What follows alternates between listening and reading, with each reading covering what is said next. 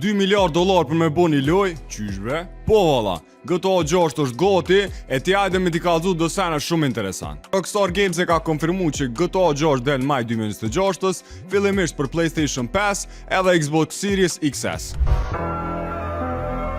Kjo është loja më e shtrenjtë në herë, me një buxhet mbi 2 miliard dollar, duke kalu Avengers Endgame, robotin që on Mars, bile edhe Burj Khalifën.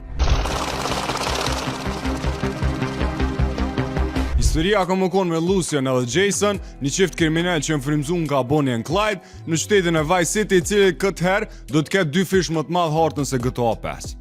Rockstar ka investu që më konë një botë sa më realiste. Qytetarët kanë me reagu ndryshe ndaj teje, policia përshtatet me stilin tënd të lojës, edhe çdo ndërtesë ka më konë e qasshme. E tash edhe NPC-t kanë AI, ekonomia ka më konë shumë dinamike, edhe kafsh kanë me pas sjellje shumë reale. Veç 200 deri në 300 milion dollar janë shpenzu për realizimin e mjedisit, po flasim për vol edhe reagimin dinamik të mjedisit. Në lojë ka me pas aplikacione si WhatsApp, Ride Me edhe Book Me, që janë parodi të WhatsApp, Uber edhe OnlyFans.